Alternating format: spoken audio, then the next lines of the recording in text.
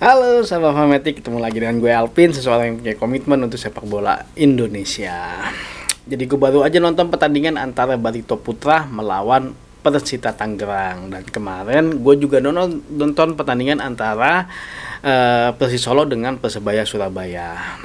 Nah, dua klub ini rencananya akan bertemu di minggu kedua, yaitu antara Persebaya Surabaya dengan Barito Putra. Dan rencananya akan dimainkan di kandangnya Persebaya, yaitu di Gelora Bung Tomo.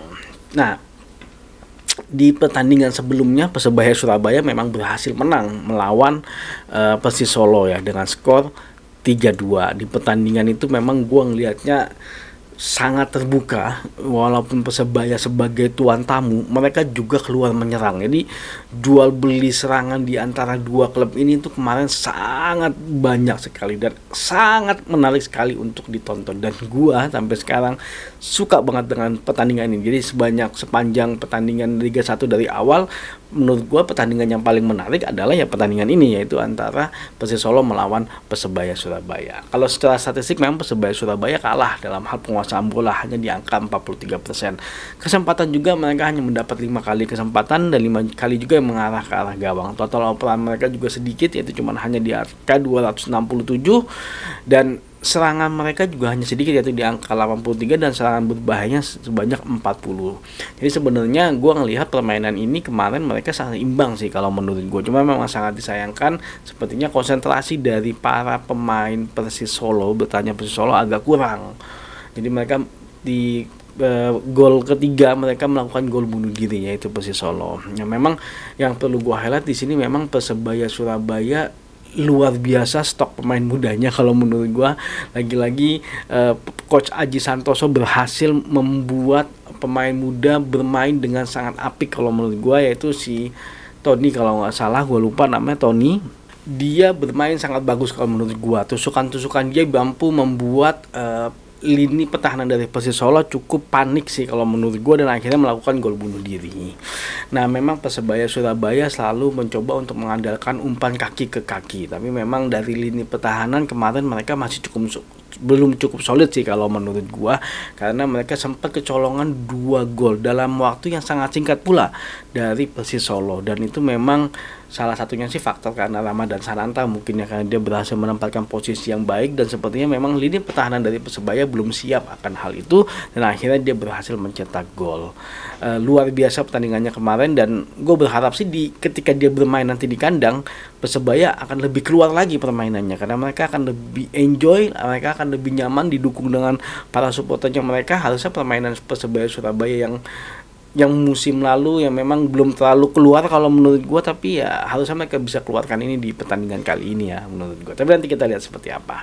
Nah, pertandingan sebelumnya dari Barito Putra, mereka juga berhasil menang melawan Persita Tangerang di kandangnya mereka sendiri dengan skor 2-0. Nah, kalau melihat secara statistik, Barito Putra kalah dalam hal penguasaan bola. Persita Tangerang lebih unggul sebanyak 65%, dan kesempatan menciptakan golnya mereka hanya 2, dan 2 itu pula yang mengarah ke arah gawang. Dan secara total operan mereka juga cuma sedikit melakukan operan, dan secara serangan juga mereka sedikit sekali melakukan serangan. Nah, ya, memang ada terjadi perubahan yang cukup drastis sih kalau gue melihat dari Barito Putra semenjak dia dilatih dengan Coach RD Rahmat Darmawan. Sepertinya memang lini pertahanannya sekarang Barito Putra cukup solid dan cukup kompak ya, dan kelihatan bahwa Persita Tangerang tadi itu agak susah untuk menembus jantung pertahanan dari Barito Putra, dan mereka berhasil memanfaatkan juga serangan baliknya mereka Barito Putra, dan akhirnya berhasil menciptakan gol. Walaupun yang gol pertama itu kalau nggak salah karena deflection ya, karena memang mungkin lini pertahanan dari Persita Tangerang tidak siap ketika bolanya mantul kembali, ternyata di situ sudah siap pemain Barito Putra untuk menciptakan gol.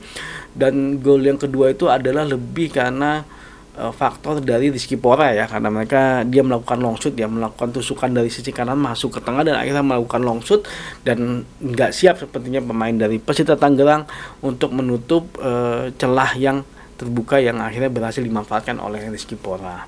Nah, memang di sini adalah efektivitas yang sangat berpengaruh di pertandingan kali ini, dan efektivitas dari Barito Putra dalam bertahan sangat solid sekali kalau menurut gue. Sedikit sekali peluangnya dari Persita Tangerang yang sangat berbahaya, bahkan sampai masuk ke jantung pertahanan. Persita Tangerang cuma mendapatkan 3 kali kesempatan menciptakan gol. Jadi memang sangat rapat sekali lini pertahanan dari Barito Putra, dan itulah yang terjadi, perubahan yang terjadi dibandingkan dengan musim sebelumnya yang kalau gue lihat dari Barito Putra. Kita nggak tahu ya, karena memang di musim sebelumnya kan yang sebagai juara bertahan yaitu PSM Makassar memang menganut sistem seperti itu ya. Dia menganut dengan lini pertahanan yang kuat, yang cukup rapat, dan mengandalkan serangan balik yang sangat cepat.